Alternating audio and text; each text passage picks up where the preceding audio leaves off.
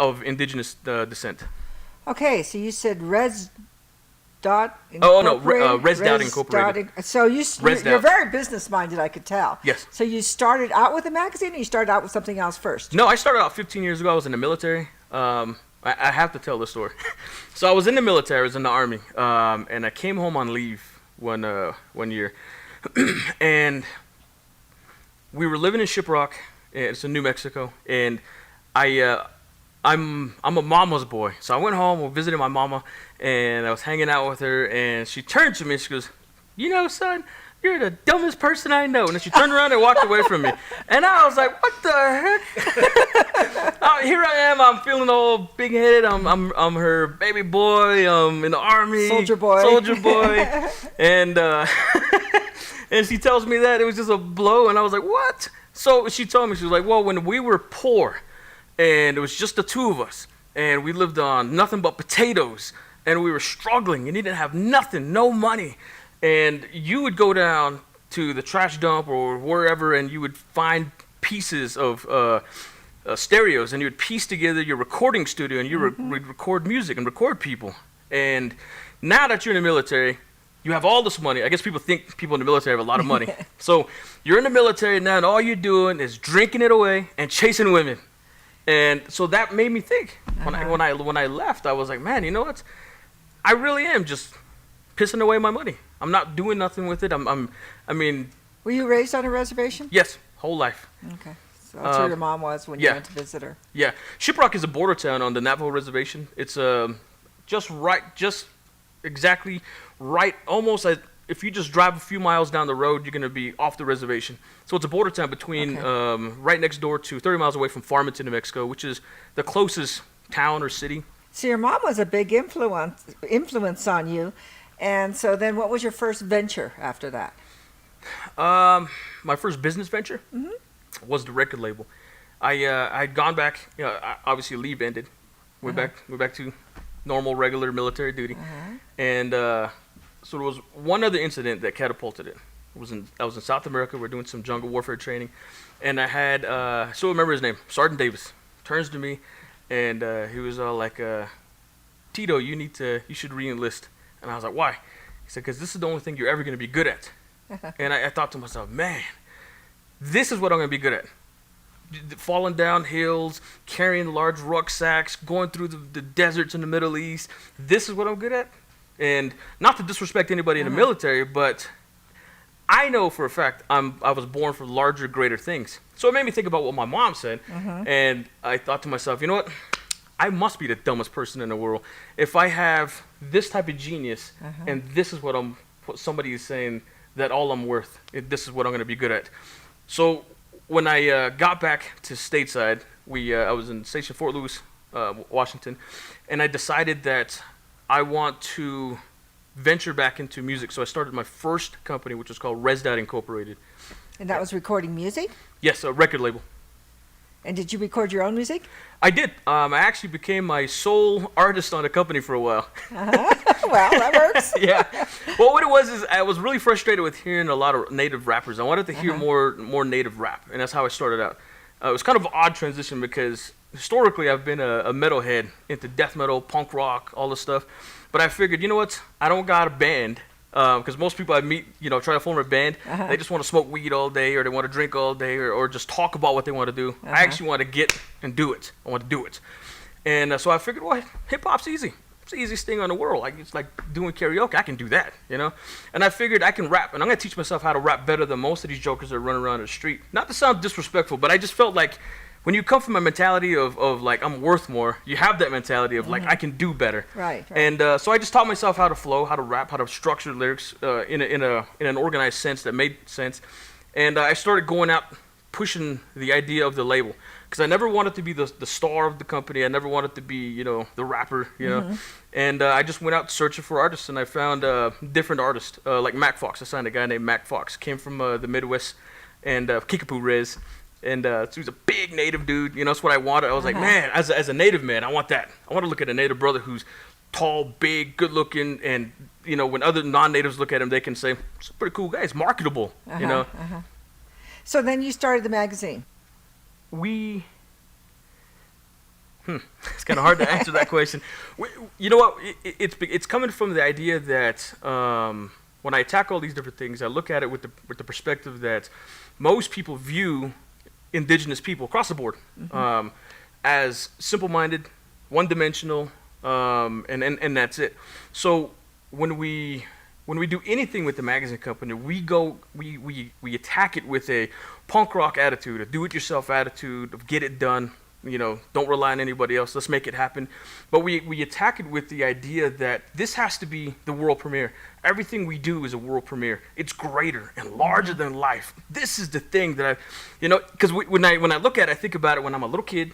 I travel back in time in my brain, and I'm a little kid. I'm looking up at the TV, and I'm seeing Cowboys and Indians movies, and I'm looking at people. And this is the same thing that most people throughout Native America think. You travel back in time and you say, well, I wish that could be me, or I wish I could be a Native, or or I wish I was at least if that's a white guy playing a Native, I wish you could resemble a Native at the very least, And so we go with that mentality of Native Entertainment is the world's greatest magazine, the world's greatest. And so when we go out, we look for people that have something different. Unique. Somebody exactly unique. Yeah. We look for that diamond in the rough that may be overlooked, or maybe the rest of Native American media is ignoring them because maybe they have tattoos, or maybe they have a facial modifications. Wrong color. Yeah. And so we go after these people, the people that most of Native America ignores, and we're like, all right, cool, here's Lucas Blackie. That's the guy's name. He's a race car driver. He's a tattoo artist. He's an ex-convict. At one point in time, he was in prison, got out, changed his life, started his own tattoo shop, very successful, and then he's a second-generation race car driver. So his father was a race car driver before him. He's a race car driver now. And we were like, man, this guy is amazing. We got to go out. We got to sponsor this guy. We have to. So when we look at people, really cool. we look at stuff like that. Yeah, and that's why we have Native Voice TV, because we thought we need a voice too. Yeah, because we love what you guys do. You guys are doing something that is unique. You're giving people a voice, and it's not just anybody can give somebody a voice, put a camera in front of their face, but you guys are doing something in a very professional manner. And you guys, and I hate to say this, but you're not haters. There's a lot of a lot of companies out there. We did an interview with Indian Country today. I sat down with the interview guy over the phone and did an hour-long interview. We talked about having our Chuck Billy memorabilia in the Hard Rock, making history. We talked about all types of stuff, and all they focused on was a one-sided thing, and they made the articles sound like as if we're exploiting Native women, as if Native women are so dumb that they're just marching in here like they're a bunch of dodo birds, and we're saying, hey, throw this shit on, or throw this stuff on. And it's not like that. People come to us looking for something unusual to do. So when you guys reached out to us, we were like, man, heck yeah, we're going to do this. Well, I was so impressed when I came here. You have your own store. I mean, it's a very impressive storefront. The interior, it's a nice store. Thank you. And you have Native things in it. I like that. You opened up just recently, right? Yeah.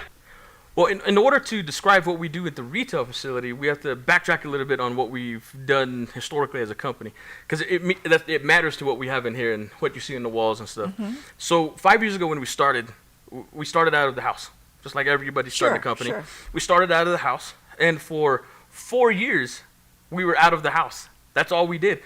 So over the course of the first 4 years, we grew just doing stuff out of the house. And over that course of the first 4 years, people were always coming to us saying, hey, how can I sell my stuff? They always thought we had a facility, right? And we were like, well, we're not a store. We don't have a place. And so when we actually decided to get a facility, we decided, you know what, we're gonna have a place that is a reflection of Hard Rock, like Hard Rock Cafe. Right. Because every time we've gone to Hard Rock Cafe, you don't see natives on the wall in memorabilia or picture frames and so on and so forth. And that's what we wanted. We said, well, if it's a native-owned company, why aren't there skins on the wall? Right. And there's been a lot of kick butt, watch my language, kick butt rock artists and all entertainers that have come through there. But yet you see Jimi Hendrix, and even though a lot of people say, well, he was Cherokee or whatever else, visually you're going to see him as a black guy, and that's what he is genetically. And so we decided when we have a store, we want a reflection of our people, to put our people on a higher pedestal in a really cool way. And so that's why when you walk through the store, we have these cool shirts that are, they're not the normal type of shirts. Right. We have people on picture frames. We have people just posted up. We have Chuck Billy's. This is the actual photo that was the frame and photo magazine and everything that was in the Hard Rock. So we wanted to reflect that in this facility. It's really nice, very impressive. And then you're you. going to be opening you're launching your own perfume line. Yeah, actually the holiday season. Yeah, every year we put out our we started the perfume line about 5 years ago.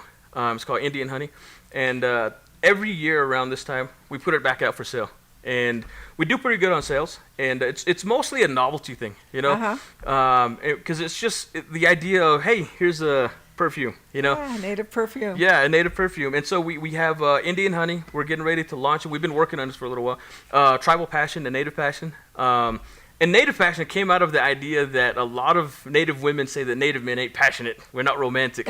and that's across the board. You can say that about all men. But it's just annoying when Native females pinpoint Native men and they say, oh, they're, and then they insert negative comment here, you know. And so the idea is coming from a Native male perspective that we are passionate. We're just as passionate as everybody else. But just like every man out there, we need women like you to teach us how to get in touch with our sensitive side. Because other than that, we're just barbarians. Every man on the planet, food, love you, yes. Go outside now. Make some fried bread. Make some fried bread.